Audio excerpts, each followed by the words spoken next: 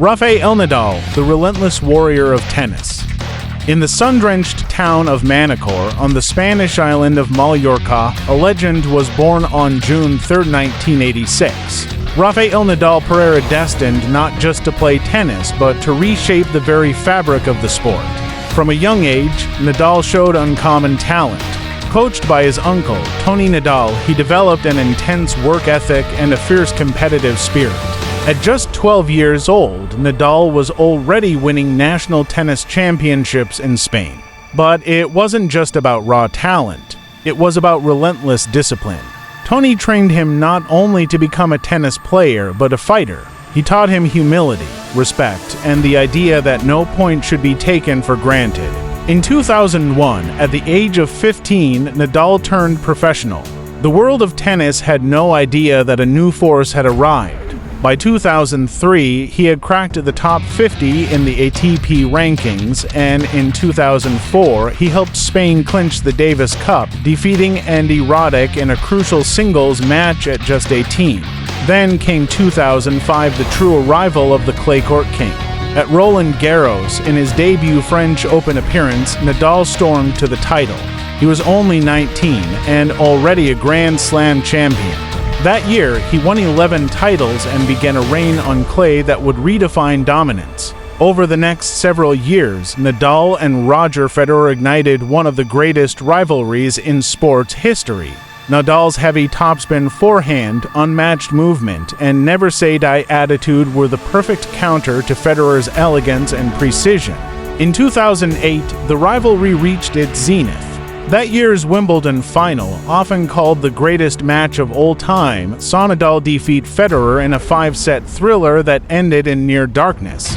With that win, Nadal claimed his first Wimbledon title and shortly after became world one for the first time.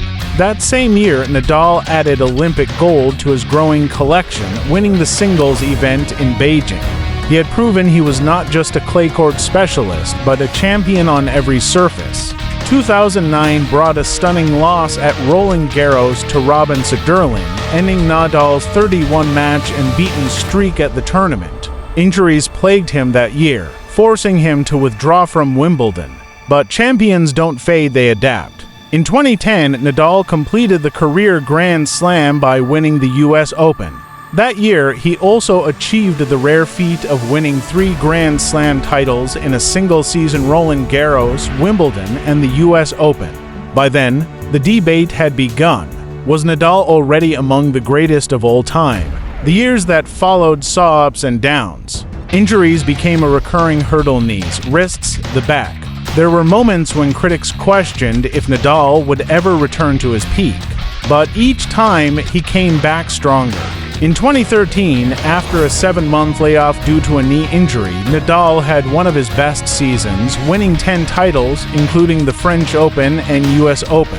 He finished the year as world one again. Rafael Nadal's love affair with Roland Garros never wavered. From 2005 to 2020, Nadal won an astonishing 13 French Open titles, a record unmatched in the history of tennis. On the red clay of Paris, he was unbeatable, nearly untouchable. His 100 wins there, with only a handful of losses, tell a story of sustained excellence no other player has come close to matching. Outside of Paris, he remained a formidable force. He won 2 Wimbledon titles, 4 US Open titles, and 2 Australian Opens, finally completing a double career Grand Slam, something only a few have achieved. Nadal's legacy wasn't just built on wins, it was forged through his tenacity, his sportsmanship, and his humility. In victory, he was gracious. In defeat, respectful. And always, he fought for every point as if his life depended on it. As the years wore on, age and injury began to take their toll. Nadal missed the second half of the 2021 season with a chronic foot issue. In 2022, he stunned the tennis world again by winning the Australian Open, overcoming a 2-set deficit in the final to capture his 21st Grand Slam title. Later that year, he added his 14th French Open title, pushing his Grand Slam tally to 22 more than any man in history at the time. In 2023, the injuries caught up again. After sustaining a hip injury at the Australian Open, Nadal announced he would miss the rest of the season. In a tearful press conference, he hinted that 2024 might be his final year on tour. When 2024 arrived, Nadal made his long-awaited comeback, but his body no longer cooperated as it once did. He fought with the same fire, but the demands of the modern game, coupled with years of physical strain, made it clear that the end was near. And so, in 2024, Rafael Nadal announced that he would retire after the season. His farewell tour was an emotional journey through the tournaments that defined him. Roland Garros, above all, was the place where fans gathered to say goodbye. One last time on court Philippe Chatrier, the Warrior stepped into the arena, greeted by standing ovations, tears, and tributes from fans and rivals alike. Though his final matches didn't result in titles, they weren't about the trophies. They were about celebrating a legacy, one of heart, grit, and greatness. Rafael Nadal retired with 20 Grand Slam titles, 90 ATP titles, 2 Olympic gold medals, and a Davis Cup legacy. But more than the numbers, he left behind an ideal. That greatness is not about perfection, it's about perseverance. That the greatest champions are not the ones who never fall, but the ones who rise every time they do.